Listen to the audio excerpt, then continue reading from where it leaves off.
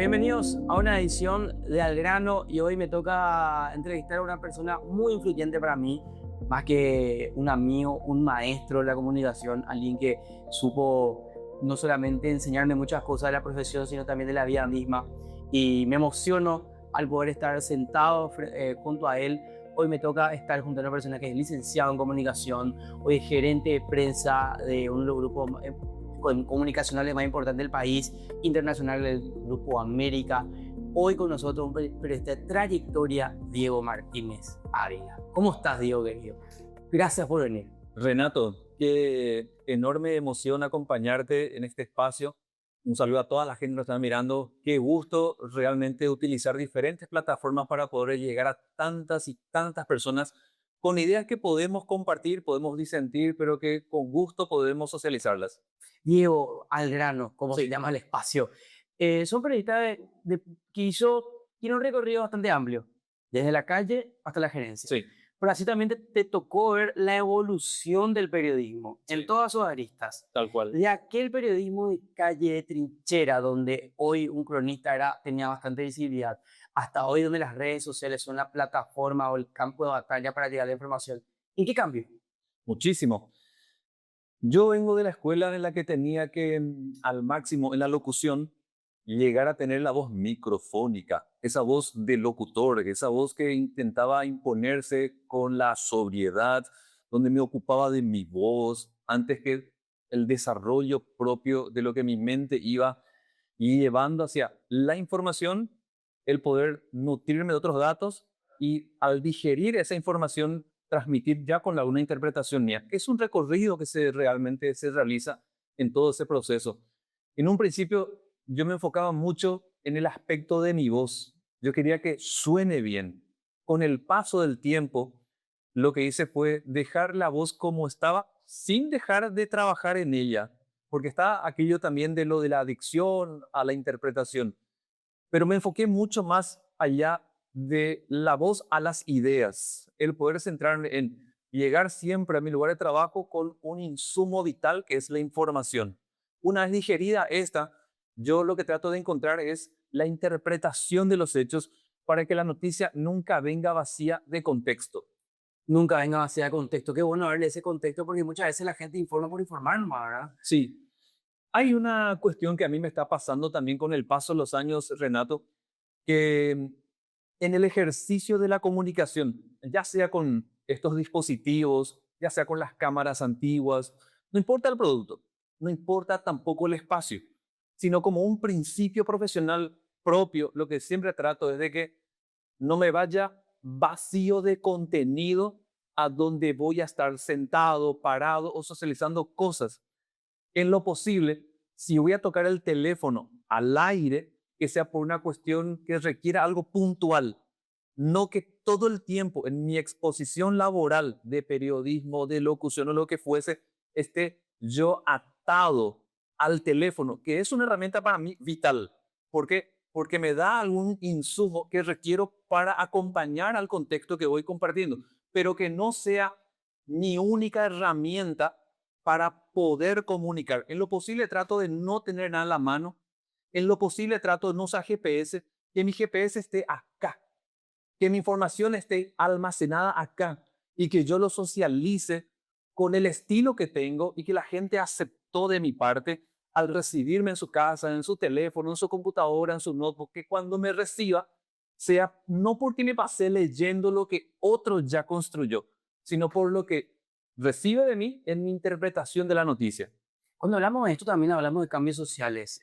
Hablaste acerca de, primero, cómo uno estaba más enfocado en cómo hacer llegar la información en cuanto a la voz, ¿verdad? Porque eso era lo que el público exigía. Pero hoy en día, ante tanta gama de información, ¿qué cambió socialmente en cuanto a la percepción de información? Sí, todo parece ser que ocurre muy rápido y algunos quieren apostar a la primicia, yo no. No compito por la primicia y cuando se trata de medios de comunicación, hoy me toca competir con chicos más jóvenes que yo y que pueden tener incluso mayor rapidez que yo en algunos aspectos y lo respeto.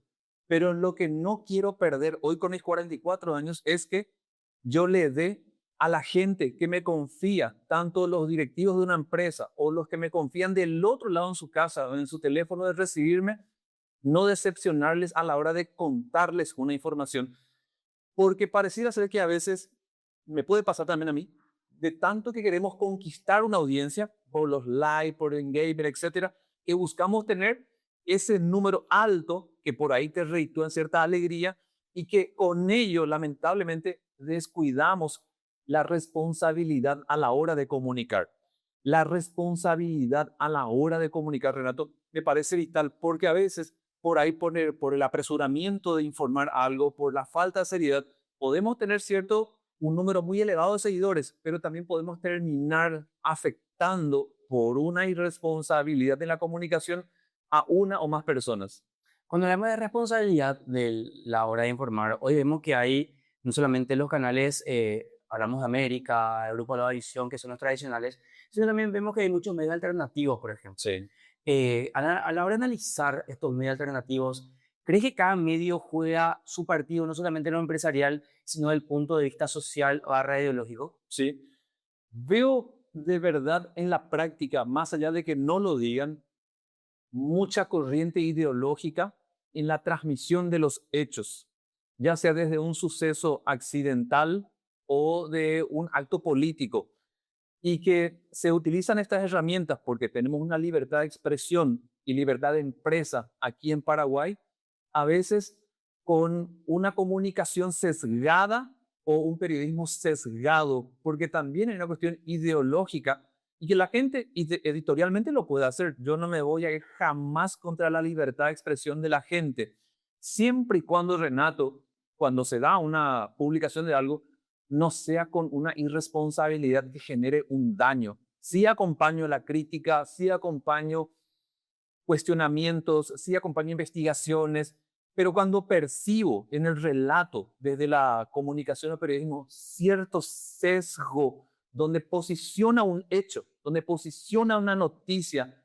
porque esconde o está camuflando un hecho que tiene que ver con la economía de esa empresa, ahí me llama la atención, porque tengo miedo de que se esté instrumentando el periodismo con una finalidad económica, no con una finalidad objetiva que tiene que ver con el periodismo como tal. O ideológica también, ¿verdad? También, por eso te decía que siento que vemos a gente de derecha, Sí. yo en particular me considero más conservador, yo soy más de derecha a la hora de manifestar mi manera de ser y de comunicar. Yo sí me ubico en el mapa ideológico, yo siempre trato de ser honesto, no objetivo. Tengo un principio que cuando arrancaba en la Facultad de Filosofía, donde en particular, insisto, respetando las diferentes corrientes ideológicas, yo veía en mi facultad que eran los estudiantes más de una corriente de izquierda. Y yo vengo de una corriente, por un lado, religiosa, porque vengo de una familia muy religiosa, una corriente más de derecha, más conservadora. Ese es mi estilo de vida y probablemente hasta el último día de mi vida me voy a enfocar por ahí. Y respeto, insisto, al que toma como bandera el hecho político, tomándolo desde el periodismo. De hecho, en Paraguay, gran parte de su inicio se debe a cuestiones políticas en su reflejo de publicaciones. Y yo nunca voy a ir por ahí. Mi punto siempre es, para aquella persona o empresa que está tomando la comunicación como bandera de trabajo, de exposición, es que lo haga desde la responsabilidad y la honestidad, y en mi caso, desde el subjetivismo. ¿Por qué? Porque el relato desde mi perspectiva, más allá de salir a decir, yo hago un periodismo objetivo, en mi caso, Renato, de entrada te digo, yo no hago periodismo objetivo. Por ahí puedo tener, según el manual, cierta aproximación, porque un mismo hecho por dos personas relatados Son dos visiones. entonces siempre partimos de nuestras costumbres, nuestras tradiciones, cómo lo sentí, cómo lo viví, cómo lo conté. Y siempre va a partir de mis principios para posicionar qué primero va y qué es lo último que voy a contar. ¿Y no crees cuál es tu percepción, Diego, con respecto a la batalla de ideas o de instalar ciertos temas sociales durante los últimos años? ¿Se volvió más agresivo o se está volviendo un poco más, por así decirlo, la gente va teniendo más opciones como para decir, bueno, esto sí o esto no? Sí, totalmente. Siento con los casos que nos llevan a feminicidios, siento que nos llevan a los casos políticos de izquierda, también de derecha o de centro, siento esto en las campañas electorales, sí, en particular siento en los intereses económicos de los medios de comunicación que a veces te presentan como una noticia, pero en realidad es un interés propio del medio o de una persona en cuestión que tiene un espacio de cierta influencia. Sí, y esto pareciera ser, Renato, que en lugar de retroceder, va en aumento a la hora de posicionarse, a la hora de instalar esto que es, y yo le llamo con sesgo, que tiene la libertad de hacerlo, pero el público no es tonto. El público es un ser social muy inteligente que percibe cuando un periodista o un medio intenta instalar una realidad que no es. Claro, nadie niega los hechos en sí mismos, o sea, Sí. los hechos están consumados, pero se ve mucho sesgo, como decís, y muchas banderas que están por detrás. Y te pregunto algo, hoy el público paraguayo, el lector, el que ve televisión, ¿es más consciente a la hora de decir esto sí, esto no? ¿O le cuesta todavía definir o discernir qué tipo de información está consumiendo? Obviamente hay medios de mayor influencia, que si yo te dijese hoy los de mayor peso, están los de ABC Color, están los de Telefuturo, están los de Canal 13, Canal 9, como bien citabas, están los medios que de por sí, por la fuerza que ya arrastran de hace años, o de sus periodistas, son los que te posicionan muy rápidamente, pero también sin dejar de desconocer, Renato, que hay un público muy crítico que al observar se da cuenta, independientemente a estos medios que te citen, percibe cuando algo ya es prácticamente irreal, como muy ajustado a el interés económico de estos medios o al interés político de estos medios y por lo tanto como que toma cierto distanciamiento. Te quiero poner un caso, Renato, estamos de tiempo. Súper bien. Recuerdo, y yo lo dije varias veces, me quiero ir un poco hacia el pasado. Sandra, la fiscal general del Estado, en algún momento, ella pasó por 4 etapas de juicio político. Yo me preguntaba, Renato, las veces que fracasaba en el Congreso Nacional, teniendo a la ex fiscal general del Estado en la tapa de algunos diarios todos los días, con su fotografía, con títulos muy de palo que le estaban dando. Y cuando llegaba al Congreso y no había votos, y yo decía, Algo pasa. y el estallido social en la plaza, ¿por qué si salía en 2, 3 tapas en el mismo día? ¿Por qué si en las radios ocupaba horas de darle palo a esta fiscal? Que yo no soy nadie para defenderla, lo que estoy haciendo es leer un hecho, un fenómeno de aquel momento.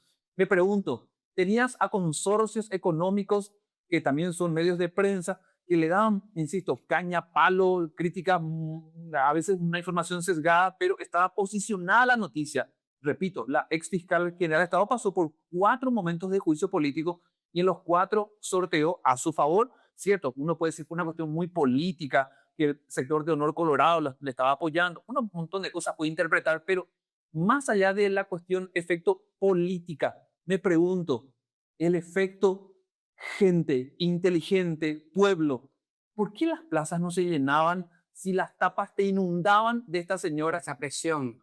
Me pregunto, Renato, yo entiendo el efecto político, me podés explicar, o sí, pero lo que pasa es que había un grupo político que le respalda, todo me podés decir, pero hasta ese grupo político que te respalda te puede soltar la mano en un momento dado si además ve el peligro político en lo electoral de perder. ¿Por qué en las 4 ocasiones, vuelvo al caso de esta fiscal, por qué la plaza en ninguna de las 4 ocasiones se llenó si el medio reflejaba de que esta fiscal no podía más seguir en el cargo? ¿Por qué la gente al recibir la información no digo, che, vamos a la plaza porque tenemos que presionar a los parlamentarios a que con un juicio político la puedan sacar del cargo? ¿Cuál es tu visión? Que la gente no es tonta, que la gente es inteligente, que la gente podrá tener, sí, un montón de problemas o excusas para no ir un día, 2 días, 3 días a la plaza.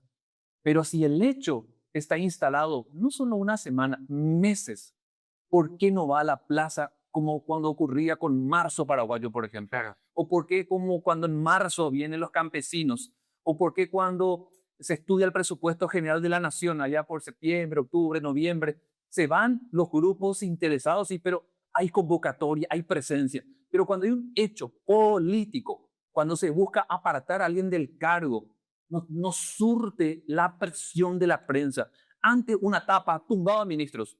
Hoy la gente, no sé si lee una tapa de diario, probablemente gente de mi edad, 44 años, sí, pero generaciones de 18, 20, 25 años, que es la gente que te mueve en masa porque tiene energía, tiene más tiempo, tiene ganas, te hace ruido, son revolucionarios, son rebeldes, Tampoco van, no van. tampoco van.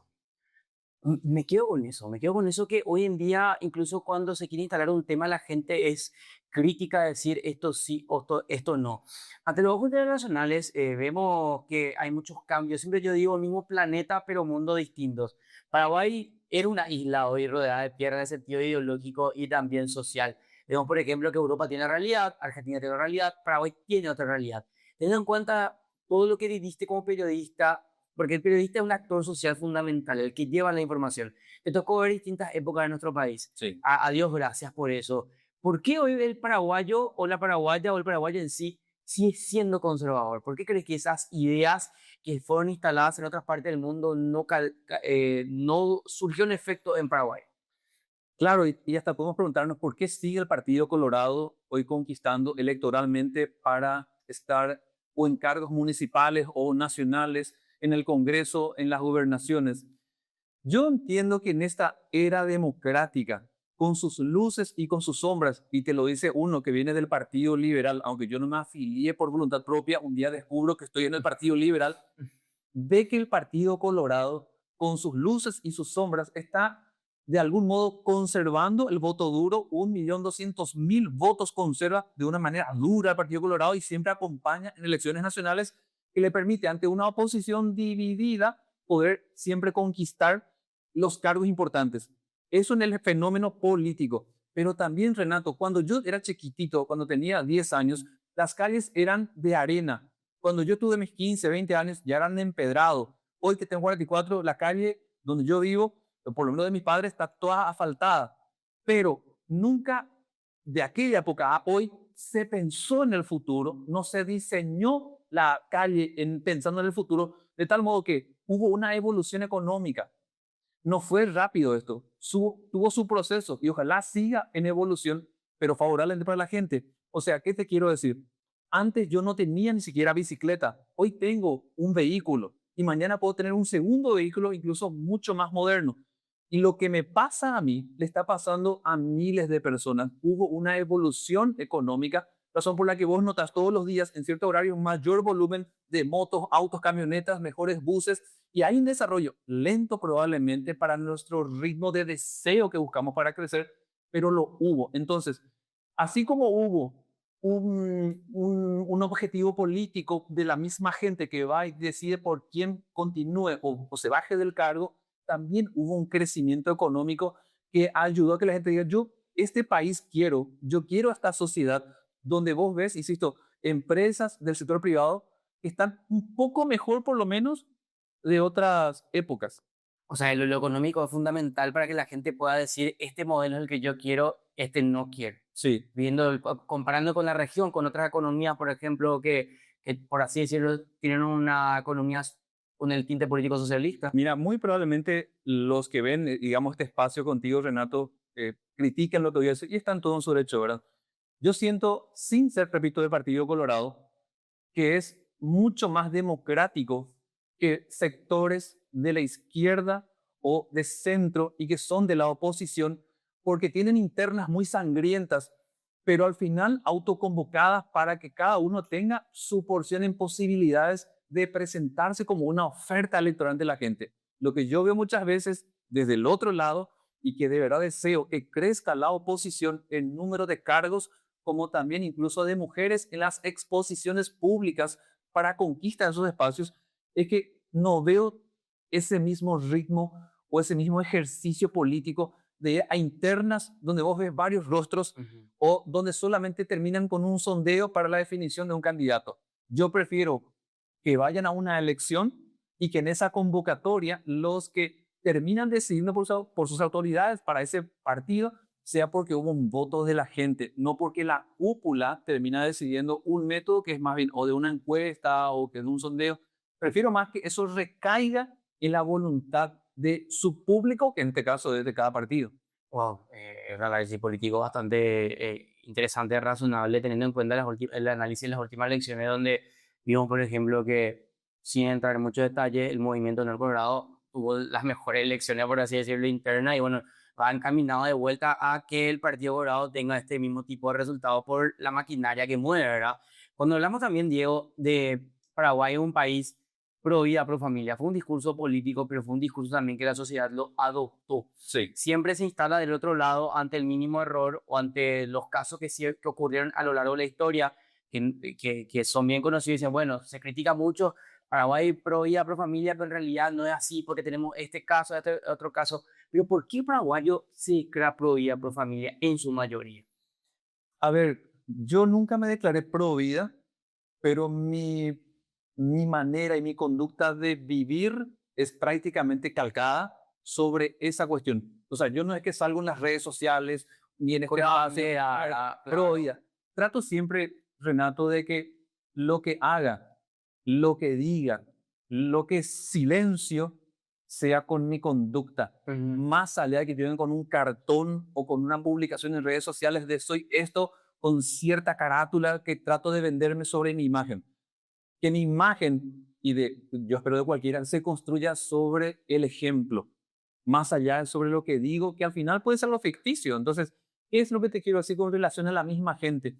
Yo veo muchas instituciones que se venden como pro vida, y si lo quiere hacer, que lo haga. Ahora, sobre esa base de cosas que pasaron en nuestro país, yo miro siempre con cierto recelo cuando se pretende retocar un asunto. Uno, de la Carta Magna, y dos, sobre cuestiones propias de nuestra tradición, de nuestra manera de ser.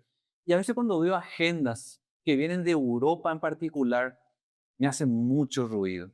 Me preocupa muchísimo, o de Estados Unidos, o cada lado nomás también, porque yo siempre espero, Renato, que si en nuestro país algo sobre su convivencia y su estructura social se va a retocar, que no sea porque nos impusieron desde afuera, sino porque el pueblo así lo dijo.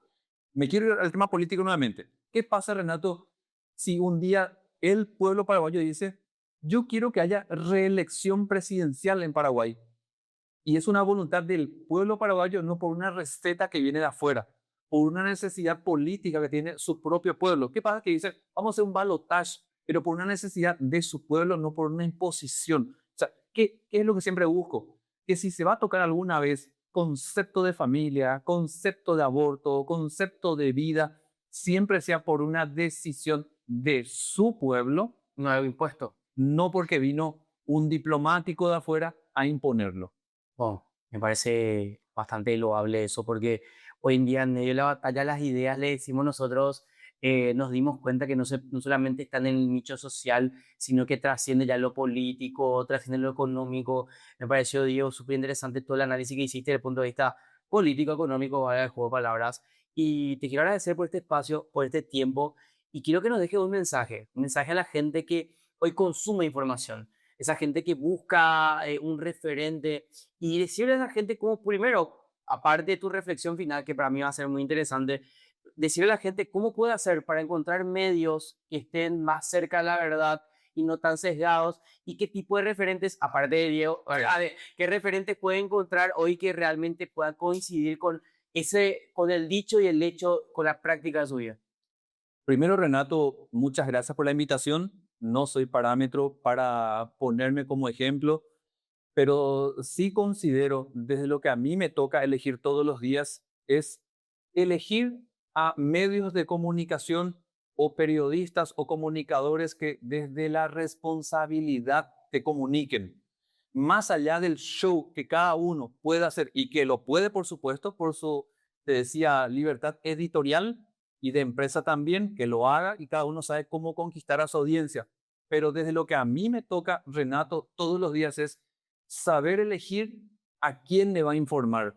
Porque si yo me estoy informando mal, al comunicar también probablemente traslade ese tipo de cosas afectando a personas. Yo siempre apuesto por una comunicación únicamente con responsabilidad. Gracias, Diego, por tu tiempo. Por favor. Hasta pronto. Gracias, Renato. Bueno, gracias a todos los que estuvieron con nosotros del otro lado. Esto, sin duda alguna, vamos a ir charlando con distintos referentes. Mi nombre es Renato Talavera y esto es Al Grano. Hasta una próxima ocasión.